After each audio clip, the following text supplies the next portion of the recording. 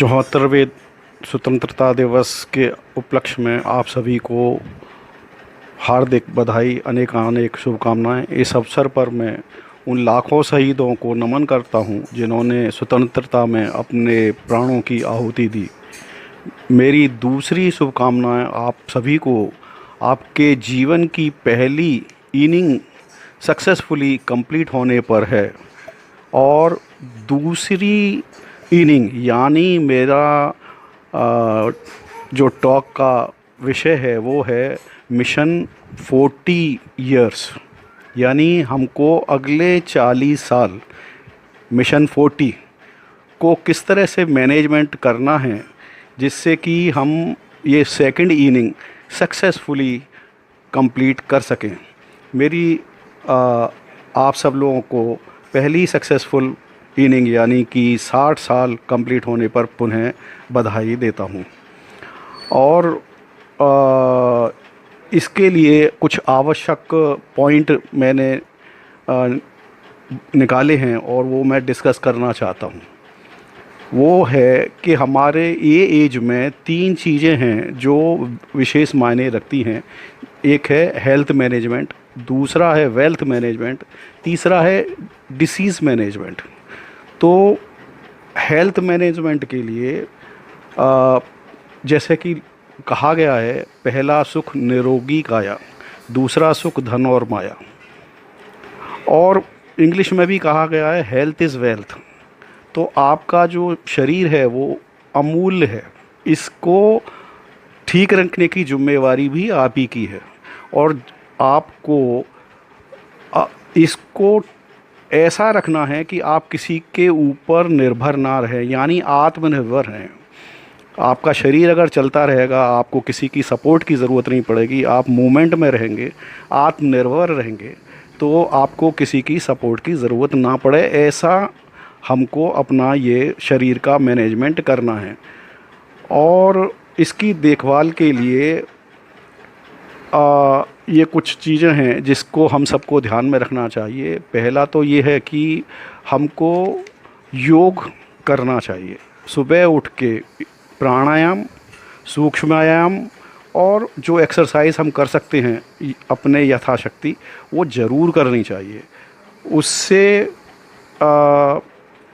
और ये जो योगा है, इसमें कपालभाति, अनुलोम विलोम, भत्सिका, भ्रामरी, उद्गीत, ये सब प्राणायाम हैं। और सूक्ष्म व्यायाम जो आप सभी जानते होंगे, ये हस्तपादासन एट्सेट्रा एट्सेट्रा, ये सभी ये सुनिश्चित करें कि आपका हर जोड़ मूवमेंट में रहे। शरीर के जितने भी अंग हैं वो मूवमेंट में रहेंगे, वो बीमारी को दूर रख सकेंगे और आपको जोड़ों का दर्द या सांस की कोई बीमारी से आप दूर रहेंगे। और बीपी और शुगर जैसी बीमारियां हैं, ये इससे आपको कंट्रोल रहेगा। दूसरा ये कि समय समय पर आप शुगर, बीपी एट्सेट्रा को चेक कराते रहें तथा इसका रिकॉर्ड भी रखें और दवा समय समय पर खाते रहें। मतलब दवाएं समय पे खाना बहुत ज़रूरी है। और दूसरी बात यह है कि ये सेकंड इनिंग में हमें गतिशील रहना ज़रूरी है। और इसके लिए वॉकिंग, ब्रिस्क वॉकिंग जो आप चाहें वो कर सकते हैं, आपके कैपेसिटी के अनुसार ज़रूर करें। याद रखें कि जीवन में गति बहुत ज़रूरी है। अगर आपने गति नहीं रखी फिर दुर्गति होना भी ज़रूरी है। इसलिए दुर्गति ना हो, इसलिए गतिशील बहुत ज़रूरी है और आप ज़रूर वॉकिंग करें। दूसरा पॉइंट था फाइनेंशियल मैनेजमेंट। जैसा कि हम सभी जानते हैं कि हम गवर्नमेंट सर्विस से जो लोग रिटायर हुए हैं उन्हें लाखों रुपए रिटायरमेंट बेनिफिट पे मिलते हैं। तो वो उसका मैनेजमेंट भी बहुत ज़रूरी है। वो कहीं आप ऐसी जगह ना लगा दें जिससे कि वो रिटर्न भी ना हो। तो ये जो पैसा है वो 40 साल तक आपको इंटरेस्ट दे, ऐसा आपको फिक्स करना है। तो उसके लिए 2-3 पॉइंट हैं जो आप सब जानते भी होंगे, फिर भी मैं रिपीट करता हूँ। एक तो प्रधानमंत्री वय वंदना योजना है, जिसमें 7.4% 10 साल तक के लिए ब्याज मिलता है और फिक्स है वो। जब भी आप करेंगे तो पूरा 10 साल तक 7.4% ही मिलेगा 10 साल के लिए। ये प्रधानमंत्री वय Vandana Yojana LI government of India की है, LIC के थ्रू होती है।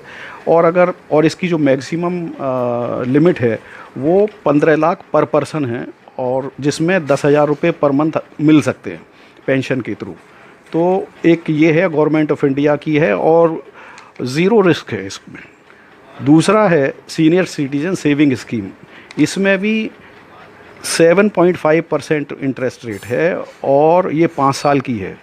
और इसमें आप फर्दर 3 साल के लिए आप एक्सटेंड कर सकते हैं, लेकिन वो फर्दर 3 साल में वो इंटरेस्ट रेट जो होगा 7%, 4 भी हो सकता है, कम भी हो सकता है, वो एक्सटेंड हो जाएगी।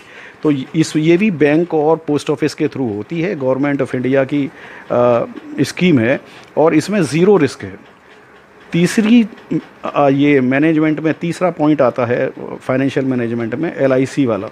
ये जीवन अक्षय एक योजना है जिसमें वन टाइम डाउन पेमेंट है और फिर लाइफ टाइम जो है उसमें इंटरेस्ट रेट है, लाइफ टाइम पेंशन है।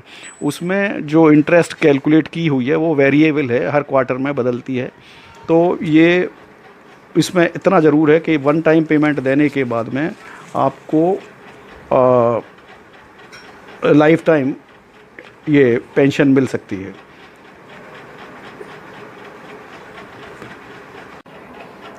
और एक पॉइंट ये भी है कि इस एज में मेडिटेशन करना बहुत ज़रूरी है और इसका बहुत महत्व है। ईश्वर की प्रार्थना से चमत्कार होता है। और हम बचपन में पढ़ते थे और याद करते थे, स्मरण करते थे भगवान को। उसमें मुझे याद है हम लोग करते थे, मूकम करोति वाचालम पंगुम लंघयते गिरिम यत्कृपा तमहम वंदे परमानंद माधवम। यानी हे भगवान, आप मूक को, यानी जो नहीं बोल सकता है, उसको वाचाल कर देते हैं, और जो पंगु है, जो नहीं चल सकता है, उसको पर्वत पार कर सकते हैं, वो शिखर पर चढ़ सकता है। ऐसे भगवान हमको हमारी रक्षा करें, हमको हमें कृपा करें। तो ये अपने जीवन काल में हमने ये सब देख भी लिया। पहले हम बचपन में थे तो हम सोचते थे कि यार मूकम करोति वाचालम, गूंगा बोल सकता है और लंगड़ा कैसे एवरेस्ट पर चढ़ जाएगा। तो ये हमने अपने जीवन काल में देख लिया। ये एक मैं उदाहरण देता हूँ कि आपको याद होगा कि 2011 में एक लड़की थी जिसका नाम था अरुणिमा सिन्हा, जो पद्मावती एक्सप्रेस से लखनऊ से दिल्ली तक सफ़र कर रही थी। रात की ट्रेन थी और रात में एक जंगल आया तो डाकू चढ़ गए। डाकुओं ने लूटपाट शुरू कर दी। ये लड़की ने लूटपाट को रसिस्ट किया, तो उसकी वजह से इसको उठा के चलती ट्रेन में से बाहर फेंक दिया और ऐसा फेंका कि वो दूसरे ट्रैक पे जाके पड़ी। दूसरी ट्रैक से गाड़ी आ रही थी तो उसका पैर कट गया। पैर कट के जंगल में थी, वो पड़ी रही, पैर अनकॉन्शियस भी हो गई और पैर में चींटियाँ और कीड़े मकोड़े सब खाने लगे उसको। एक रात 2 रात वो पड़ी रही। दूसरे रात किसी को पता लगा कि भाई ये है जंगल में ये पड़ी है, तो उसको लेके गए, उसका इलाज हुआ एम्स में, फिर उसका भर्ती किया, 4 महीने उसका इलाज चला। तो लोगों ने तरस खा के ये बोलते थे, अरे ये तो अब ऐसी हो गई, ये तो चल भी नहीं पाएगी। तो उसने ये इसको लेके उसके मन में आई कि अरे जब भगवान ने मुझे बचा लिया ऐसे में, तो मुझे बचाया है तो किसी ना किसी अच्छे काम के लिए बुलाया। उसने एक प्रतिज्ञा की कि मैं लंगड़ी हूँ, पैर मेरे कट गए हैं, लेकिन मैं एवरेस्ट पर चढ़ूँगी। तो ये डिटर्मिनेशन उसने किया और ये करने पर उसका एम्स में इलाज हुआ और आर्टिफिशियल लिम्ब लगाया गया। और उसके बाद में वो बछेंद्री पाल, आपको शायद पता ही होगा, कि जिसने एवरेस्ट फर्स्ट लेडी जिसने एवरेस्ट पर विजय पाई, उसके पास गई और उससे उससे ट्रेनिंग लेके उसने मिशन रखा एवरेस्ट पर चढ़ने का, और उसने एवरेस्ट पे विजय पा ली 2013 में। 11 में ये इंसिडेंट हुआ, 13 में उसने 2 साल में ये अपने को तैयार कर लिया और ये वो एवरेस्ट पर भी विजय पा ली। उसके बाद में वो रुकी नहीं, उसने फिर एटलांटिका में एक सबसे बड़ी पीक है विंसन, उसको भी क्लाइंब किया सक्सेसफुली, वो भी क्लाइंब किया। उसके बाद में 8-10 कई कंट्रियों के ये थे पीक्स थे, उनको भी क्लाइंब किया।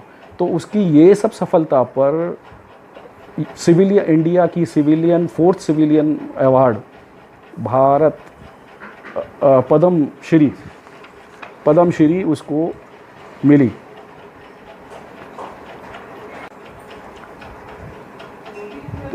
यानी पक्के इरादे अगर हों तो असंभव कुछ भी नहीं है। तो हमको भी अपने बीमारियों से घबराना नहीं चाहिए। हमको ये शिक्षा मिलती है ऊपर दिए हुए उदाहरण से कि हिम्मत रखनी चाहिए। ये एज में भी जिन लोगों को हिम्मत है वो लड़ाई करेंगे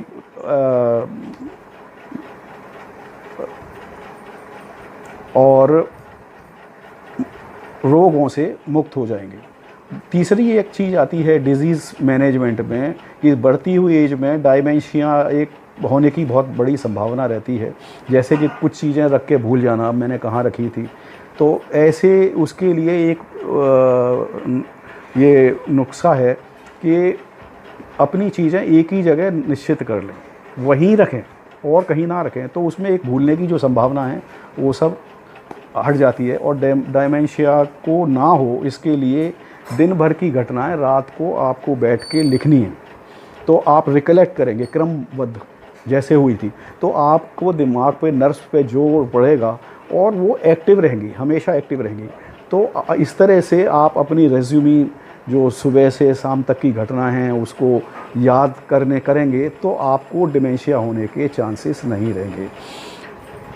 इसी के साथ में मैं अपना टॉक ख़त्म करता हूँ। आप सभी को स्वतंत्रता दिवस पर दोबारा प्रणाम, नमस्कार, बधाई, बहुत बहुत धन्यवाद।